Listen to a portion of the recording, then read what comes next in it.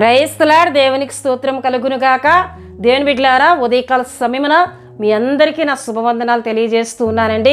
ప్రతి ఉదయకాలం నడిపింపబడుతున్న మా వాగ్దాన పరిచర్యను వీక్షిస్తూ ఆత్మీయంగా బలపడుతున్న మీ అందరికీ నా వందనాలు తెలియజేస్తూ ఉన్నానండి. హల్లెలూయా. దేవుని బిడ్డలారా, ప్రతి దినం దేవుని మాటలను వింటూ ప్రార్థన ద్వారా ఆ దినమును ప్రారంభించుకునే కృపను దేవుడు మనకిస్తున్న విధానాన్ని బట్టి మనమందరం దేవుని స్తుతించే వారంగా ఉండాలండి. హల్లెలూయా. అయితే ప్రియ దేవుని బిడ్డలారా, ఈ ఉదయకాలం కూడా ఒక చక్కటి వాగ్దానం ద్వారా దేవుడు మనందరితో మాట్లాడబోతున్నారు. ఆ వాగ్దాన వచనమును నేను చదువుతున్నానండి.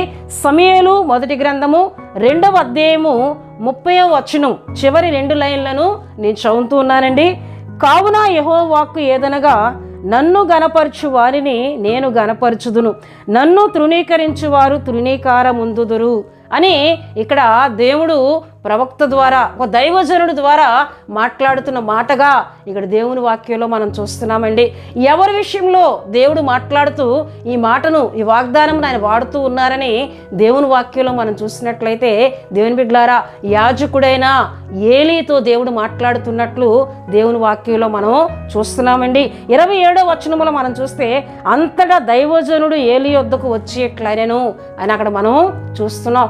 దైవజనుడు ఏలీ యొద్దకు వచ్చి ఈ విధంగా మాట్లాడుతున్నారు. చాలా విషయాలు అక్కడ తెలియజేస్తూ, నేను యాజకత్వపు సేవను మీకు అప్పగించాను, మీ పితరుల యొద్ద నుండి కూడా యాజకత్వాన్ని నేను మీకు అప్పగించాను మీ సంతతి వారికి, కానీ దాన్ని మీరు ఏం చేస్తున్నారు? తృణీకరిస్తూ ఉన్నారు అని దేవుడు మాట్లాడుతున్నారండి. నన్ను గనపరచు వారిని నేను గనపరుస్తాను, నన్ను తృణీకరించిన వారు తృణీకారముందుదురు అని ఇక్కడ ఏలీతోని దేవుడు మాట్లాడుతున్నారు. ఒక దైవజనుడి ద్వారా దేవుడు మాట్లాడుతూ ఉన్నట్లు దేవుని వాక్యంలో మనం చూస్తున్నామండి. 29వ వచనములో మనం చూస్తే, నా నివాస స్థలమునకు నేను నిర్ణయించిన బలి నైవేద్యములను మీరేలా తృణీకరించున్నారు? మిమ్మును కొవ్వు పెట్టుకొనుటకై నా జనులకు ఇశ్రాయేలు చేయి నైవేద్యములలో శ్రేష్ఠ భాగములు పట్టుకొనుచు నాకంటే నీ కుమారులను నీవు గొప్ప చేయుచున్నావు. హల్లెలూయా, హల్లెలూయా. ఏలీతో దేవుడు మాట్లాడుతున్నారు. అంటే నాకంటే నీ కుమారులను నీవు గొప్ప చేస్తూ ఉన్నావు, నన్ను గనపరచవలసింది పోయి నాకు శ్రేష్టమైన నైవేద్యమును అర్పించవలసినది పోయి ఆ శ్రేష్టమైన నైవేద్యమును మొదట నీ కుమారులకు నువ్వు ఇస్తూ ఉన్నావు. వాటిని నీ కుమారులు తీసుకుంటున్నప్పుడు నువ్వు అడ్డగించుటలేదు, నాకంటే ఎక్కువగా నీ కుమారులనే నీవు ప్రేమిస్తూ ఉన్నావు, నీ కుమారులని నీవు గొప్ప చేస్తూ ఉన్నావని దేవుడు మాట్లాడుతున్నారండి. హల్లెలూయా. దేవుని బిడ్డలారా, ఆ కాలంలో శిలోహు అనే దేవుని మందిరములో యాజకులు నైవేద్యమును అర్పిస్తూ ఉన్నప్పుడు, దేవుని బిడ్డలారా, ఒక కొంకెము లాంటిది ఎవరైతే అర్పించినటువంటి ఆ మాంసమును వండుతూ ఉంటారో, ఆ కొంకెమును ఆ మాంసపులో గుచ్చినప్పుడు ఏదైతే పైకి వస్తుందో దానిని మాత్రమే యాజకులు తీసుకోవాలనే ఒక ఆజ్ఞ ఉంది, ఒక కట్టడ ఉంది ప్రియ దేవుని బిడ్డలారా. కానీ నైవేద్యం అర్పించి దాన్ని వండక మునిపే దేవుని బిడ్డలారా, ఏలీ కుమారులు పనివాడు వచ్చి పచ్చి మాంసమనే అక్క యాజకులు అడుగుతూ ఉన్నారు. ఆ మాంసమును వండక ముందే వారు ఏమంటున్నారని చెప్పి దాన్ని బలవంతంగా తీసుకొని వెళ్ళిపోతూ ఉండేవారండి. ఈ విషయాలు ప్రియ దేవుని బిడ్డలారా 2వ అధ్యాయము 12 నుండి 17 వరకు చదివితే అక్కడ వాక్యంలో మనకు కనిపిస్తూ ఉంటుందండి. వారు ఆ విధంగా చేయుటను బట్టి ఇశ్రాయేలీయులు దేవుని మందిరములో నైవేద్యం అర్పించడానికి అసహించుకునే పరిస్థితులు ఏమిటి? దేవుని యొక్క నైవేద్యమును, దేవుని మందిరంలో అర్పించవలసిన బలులను వీరెంత అసహ్యకరంగా చేస్తూ ఉన్నారు, దేవుని ఆజ్ఞని వీరు మీరుతున్నారని ఏమండి నైవేద్యం అర్పించడానికే ఇశ్రాయేలీయులు ముందుకు వచ్చేవారు కాదండి.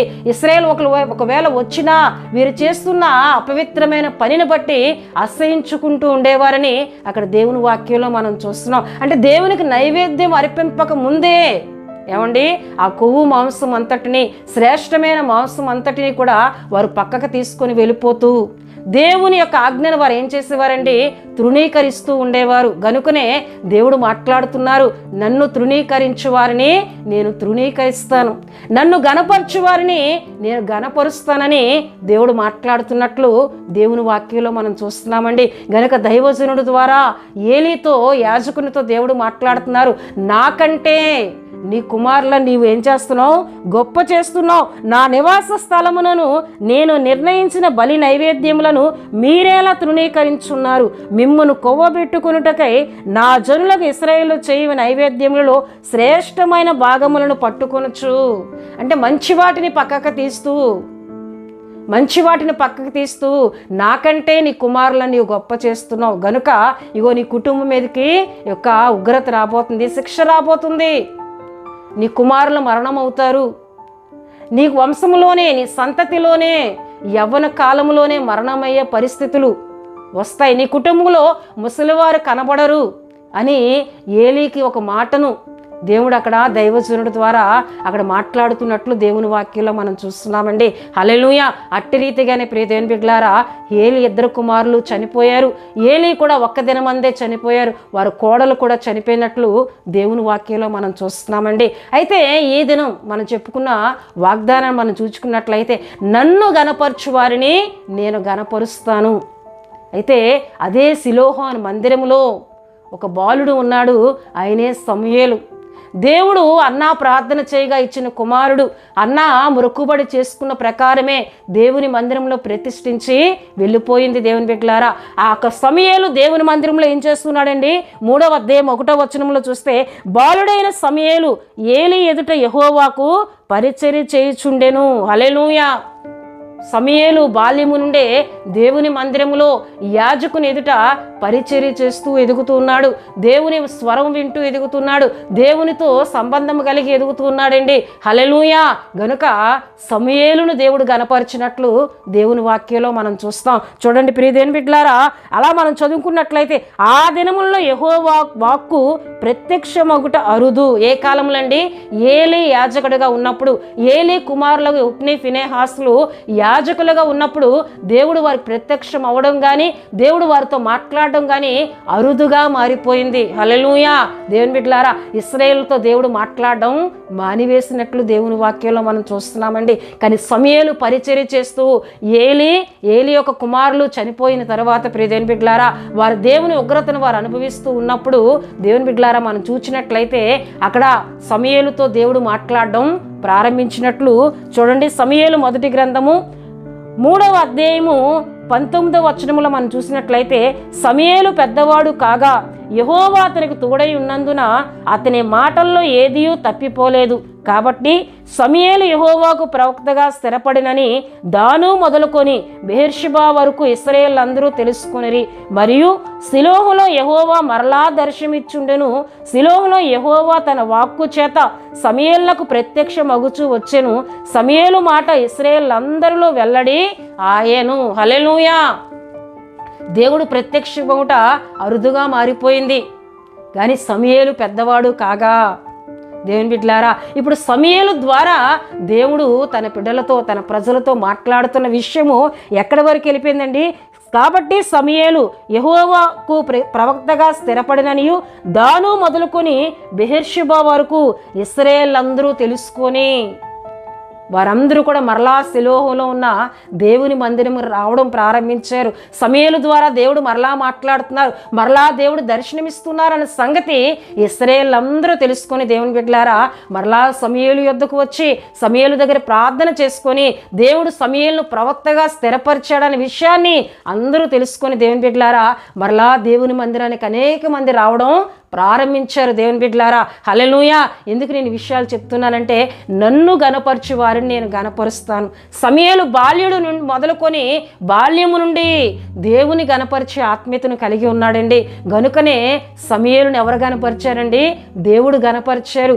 దాను మొదలుకొని బెయేర్షెబా వరకు కూడా సమూయేలు ద్వారా దేవుడు మాట్లాడుతున్నారనే విషయము ఎంతో మందికి తెలియపరచబడింది. సమూయేలు పేరును దేవుడు గనపరిచారు. సమూయేలును దేవుడు ప్రవక్తగా స్థిరపరచబడ్డాడని అనేకులు తెలుసుకొని సమూయేలు యొద్దకు వచ్చి ప్రార్థన చేసుకున్నట్లు దేవుని వాక్యంలో మనం చూస్తున్నాం. హల్లెలూయా.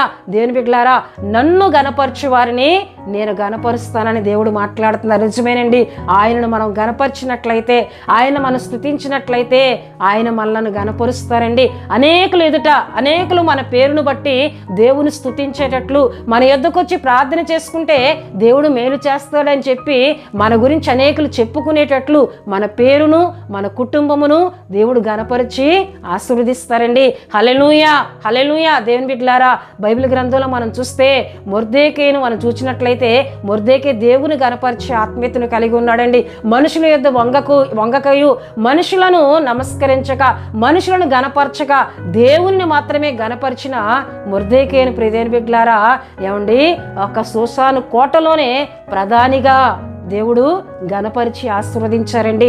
హల్లెలూయా. దావీదును మనం చూసినట్లయితే గొర్రెల కాపరిగా ఉన్న దావీదు దేవుని స్తుతిస్తూ దేవుని గణపరుస్తూ ఉన్న దావీదును గొప్ప రాజుగా దేవుడు గణపరిచారు. హల్లెలూయా. దేవుని బిడ్డలారా, ఈ విధంగా మనం చూసినట్లయితే ఒక సామాన్యురాలైన ఎస్తేరు దేవుని కలిగి ఉంది. ఎస్తేరు దేవుని కలిగి జీవిస్తున్న ఆమెను సూసాను కోటలోనే రాణిగా దేవుడు గణపరిచినట్లు మనం చూస్తున్నాం. ఈ విధంగా మనం చెప్పుకుంటూ వెళ్ళినట్లయితే ప్రియదేవుని బిడ్డలారా, బైబిల్ గ్రంథంలో అనేక మంది ఆయనను గణపరిచి వారు గణపరచబడ్డారండి. మొదట మనం దేవుని గణపరిచే ఆత్మీయతను మనం ఎప్పుడైతే కలిగి ఉంటామో మనలను ఆయన గణపరిచే దేవునిగా ఉన్నారు. ఏలీ యాజకుడిగా ఉన్నాడు. ఏలీ కుటుంబం, ఏలీ కుమారులు దేవుని తృణీకారం పొందారు. అంటే వారి కుటుంబము అసహ్యింపబడే స్థితికి వెళ్ళిపోయిందండి. వారి కుటుంబం గురించి మంచి చెప్పుకునే విషయాలు లేవు, ఘనత తెచ్చే విషయాలు లేవు. ఎందుకంటే వారు దేవుని ప్రేమించట్లేదు, దేవుని గణపరచట్లేదు. కనుకనే వారు తృణీకారం పొందినట్లు దేవుని వాక్యంలో మనం చూస్తున్నాం. కానీ సమూయేలు దేవుని గణపరిచి ఆయన గొప్ప ఘనతను తెచ్చుకొని దేవుడు తను గణపరిచినట్లు, సమూయేలు పేరును దేవుడు హెచ్చించినట్లు దేవుని వాక్యంలో మనం చూస్తున్నాం. కనుక ఉదయకాల సమయంలో దేవుని బిడ్డలారా, ఆయనను మనం గణపరుద్దాం, ఆయనను మనం మహిమపరుద్దాం. మనం కూడా ఆ దేవుని చేత ఘనతను ఆశీర్వాదమును పొందుకుందాం. దేవుడి వాగ్దాన మాటలను దీవించునుగాక. ఆమేన్. దేవుని బిడ్డలారా, ఈ వాగ్దానం విన్న మీ అందరి కొరకు నేను ప్రార్థిస్తున్నాను. ప్రతి ఒక్కరు కండ్లు మూసుకొని తల వంచి ప్రార్థనలు నాతో ఏకీవించాలని ప్రభు పేరట తెలియజేస్తూ ఉన్నానండి. మహాపరిశుద్ధుడా, ప్రేమ కలిగిన తండ్రి, కృపగలిగిన యేసయ్యా, మీకు స్తోత్రాలు చెల్లిస్తున్నాను ప్రభువా.